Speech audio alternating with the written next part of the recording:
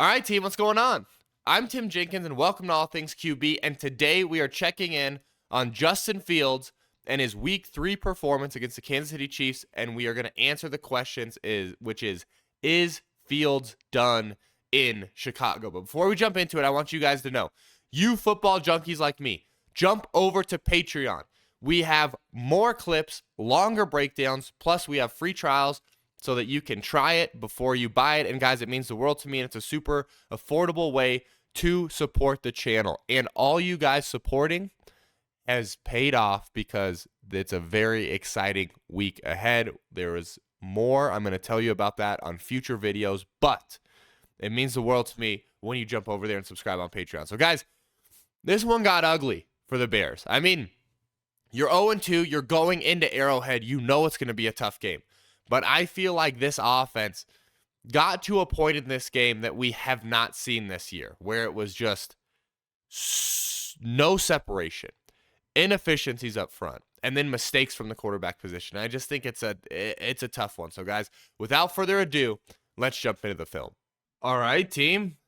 Chicago Bears, Kansas City Chiefs. Clip number 1, and it's a doozy. So we're gonna check into it, right? You can see Justin. Hey, he's looking out there. He's giving him a little check. What he ends up checking into, where his eyes go, right? His eyes go over here, is double slant. Okay, we've got our slot slant. That's your first progression. This outside guy, that's your second progression. And if you let it unfold, kind of looks like he's got DJ Moore, right? So I feel like he gets out there early, doesn't like Mooney, and then feels pressure and gets spooked, right? But I do think, hey, if you were to read this thing, right, backers going in, we've got our outside slant, okay?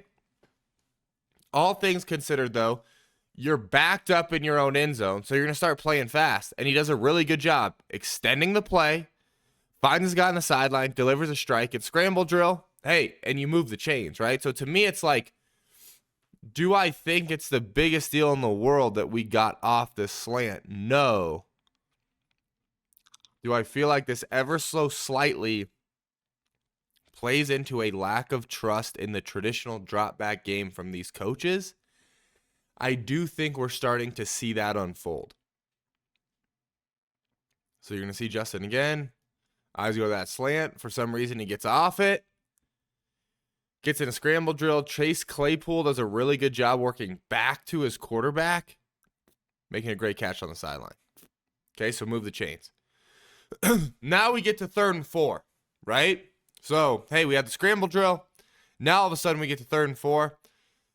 And we're going to just watch Justin because he hits the top of his drop. And this is what he sees right now at the top of his drop. Now play it a little bit longer. Okay. We are taking our sack. We aren't in our route. We're covered. We're starting to break, and probably our best shot at this thing. And then we're bracketed. So it's like, I know that Justin's not playing great either. But what are you actually supposed to do as a quarterback here? Like, covered. I think Mooney ends up being the best opportunity here on this go. But it's like by the time he hits his foot in the ground, it doesn't seem like that. It seems like we might get bracketed here. And then all of a sudden it's like, oh, never mind. Now someone's on me, and then I'm into scramble. I'm like shaking guys off, and then I'm trying to get vertical. It's a really hard way to play quarterback. A really hard way to play quarterback when you look here and you go, okay, I already got guys in my lap.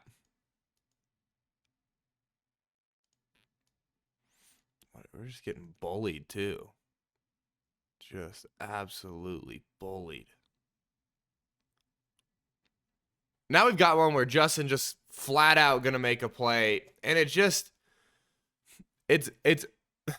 to be honest, more the same of it's like, okay, so what are we doing? We're trying to set up this deep shot. And we ran this play so many times.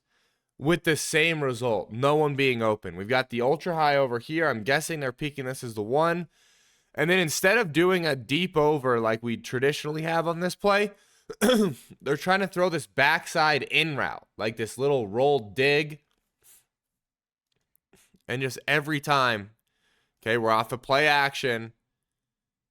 And it's just, where are you going to go with the football? Like, I guess you could get to your back on the check down, right? But so then you get in a scramble drill, and then he goes and makes a play. So it's like,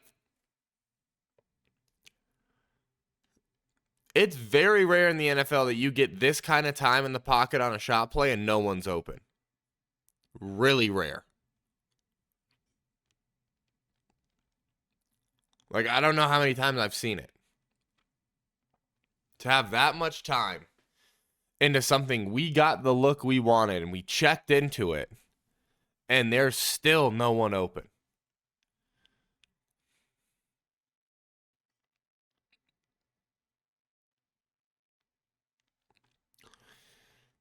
Here we've got boot. Another great job by Justin, in my opinion. Okay, so we're going to boot it this way. We're going to try to actually throw this all the way back, but based on the pressure look we get, there's no way Justin can flip his hips and then throw this back across the field. So instead, he extends the play, lets his deep over keep working, and ends up getting it to his rear view in Cole Kmet. Lets this deep over work to kind of clear the defense horizontally, and then he gets back to his rear view. Kmet does a really good job finding space. But Justin just extending the play and then getting it to his guy is, I mean, it's good quarterback play. You guys can get frustrated with the kid all you want, but there's certain plays that are just dead, and then he's out making a play. We've got a no grade here. We've got another third down where we got another third down, another shot play, and another situation in which so I want you guys to tell me where you're going to go with the football before you're supposed to bail out. Blanketed, blanketed, blanketed, blanketed. Where should we go with this football? So then he goes to try to extend the play. Hey, can I help my guys by giving them a little bit more time? Nope, got to throw it away. So it's like, again, and I don't want to always blame the calls, right? Because I do think there's something to be said on, third down. Hey, sometimes we got to push the ball down the field, right? But it's 3rd and 6. Do we really have to go, hey, XZ read is our best look here, where it's just straight one-on-one matchups and we're going to work vertical and then come back down our stem? I don't know. And then here we go. We got the go ball to DJ Moore. Okay, the game is still not out of hand at this point. It's not. It's starting to be, but it's one of those where it's like if you can get 7 before half, there's a shot. We got the go ball. Justin gets this thing up and down. I mean, I've sat around here and I've been like, hey, I think DJ Moore is a hell of a player, and I do. But these are the kind of plays that if you are that hell of a player that I keep telling people you are, we have to have them.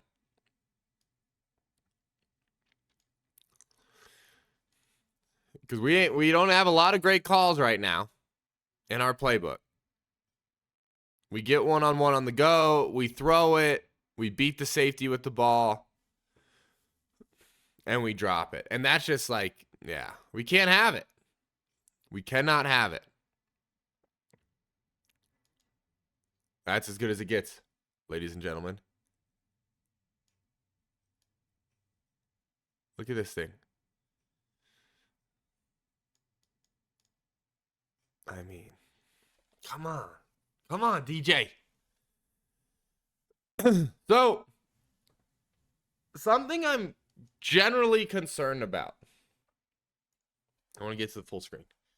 Something I'm generally concerned about with this Bears offense is this, is we have a lot of boot plays, a lot of shot plays off of run and play action where it's like they're guiding his eyes.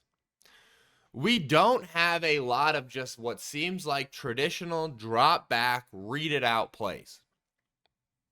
Part of me is like, why are they doing that?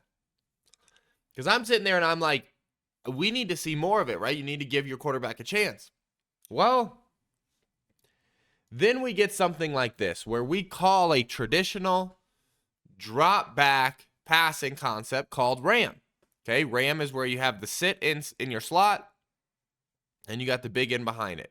You read this thing 1 to 2, read it from your sit route up to your in route. You read this defender, okay? If this defender works in here or works back, you just take the sit. If he all of a sudden comes up on the sit, we'll end up wrapping him, and that's where you hit that in route. The defender works in. Our sit's there. We have to take our sit route, okay? Instead, Justin holds it and tries to fit the ram in behind. And what happens? Guy makes a play on it.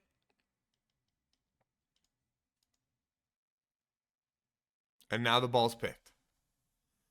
So to me, it's like, okay, so do the coaches not trust Justin with these these progression drop back concepts? And if they don't, why don't they? And is it on Justin like this play is? Where it's like, hey, we need to just take this. Instead, we let the defender kind of bait us into it. So is it on Justin or is it on the coaches for not calling enough, for us not developing him? I don't know. What I do know is that we finally got to a true drop back concept, and guess what happens? It's a pick. This I have no idea what is going on from a play design perspective. We have a free release back here. We have 3 concepts to the right. Our quarterback's eyes go to the right, which tells me, hey, if I have a free release to the right and my eyes go right, it tells me that I should be blocked up to the left, and if anyone's coming hot, it should be to where my eyes go. Instead, my line is also going right. So I got a free release right, my eyes are right, and my line is going right, which then gives us a situation where I have a free runner to the place where I have no eyes. So I'm like, the thing is like, who do you blame for this? Did the center make the mic point? Did Justin make the mic point? Did we design a horrendous play? Do we not know how to manipulate a mic so that we're blocked up to our blind side? It's like, you just put your hands up and you go, hey, I got no idea what's going on this tape. Like they say, it's hard to say, oh, this is on the O-line because they're clearly sliding this way and they're big on big here. Right? Normally what you'd see against this look, if we're really going to put our eyes to the right, is normally what you would see is, hey, we're here. We're these two on these two, right? You would see the center here. You would see the guard working here to here, and then you would be hot off 54. That's probably what we needed here. Instead, we just, goodness gracious. And then now it's like, now we've been through all this where the RAM concept doesn't work. Then we have the free runner away from everything that tells you free runner. So we have all that. And then we're going to come back to this play where we're going to try to throw this backside. We're going to try to boot one way and then throw it across the field. So we come back to a play that already didn't work. And it's like, could Justin let this rip? Is this guy a real threat? I don't know. Okay, but if you feel like he's a real threat, then we need to get to DJ Moore. Instead, Justin gets off it because he feels like he's a real threat, which fine. Okay, I'm not sitting here saying, hey, you missed one. I'm saying this probably could be one. But as a quarterback, it's up to you to feel like if you can throw it or not. But at the same time, you still then need to work your progression which is DJ Moore sitting out here wide open. But then we're going to tuck it and run because it's just like we've been through so much, right? He already messed up the ram. Then all of a sudden he gets teed off on from his backside where it's like, you know, how in the world would you know that that guy's supposed to be running free? And then we end up just, yeah. And then you're just not trusting it. I got another no grade because it's just like, I don't know how to grade these things that are just bad football. It's 4th and 5. It's just not clean. What are we trying to do? We're trying to get man coverage on Darnell Mooney out of the backfield. DJ Moore's supposed to come in here and sit down and pick this guy. All right, team, I hope you enjoyed those 9 clips. What you just saw a little glimpse of was clip number 10 because we have 4 more clips for you over on Patreon. Like I said, more clips, longer breakdowns, free trial so you can try it before you buy it. Plus, it's a really affordable way to support the channel. But I do not want you to have to go over there to get the answer to the question, which is Fields done in Chicago? And it sort of feels like that. Here's why I'm going to say that. I don't know if his play has fully dictated that he needs to sit down. What I do feel like is there's more stuff going on behind the scenes that we're not privy to. And I say that because it's like we see so little true progressions from the pocket where it's like the Ram concept that he made the mistake and he threw the interception on. We just don't see stuff like that. We see a lot of pre-design where it's like a shot play off a run action or play action where it's like, hey, we designed this to be super simple for you. Or, hey, it's a boot look where it's, hey, it's super simple for you. Which then makes me feel like they just don't trust him. So to me, it's like something has to give. We're at this point where it feels like the coaching staff doesn't trust him. And then he's also not playing well. Which then puts you in the situation where it's like, okay, do you keep the young quarterback and trade out the staff? Do you trade out the staff? Or, yeah, keep the young quarterback, trade out the staff. Do you trade out the quarterback and keep the staff? It's just like, it feels like we're right in the middle of it. So, guys, I want you to comment. You let me know what you think. And until next time, peace.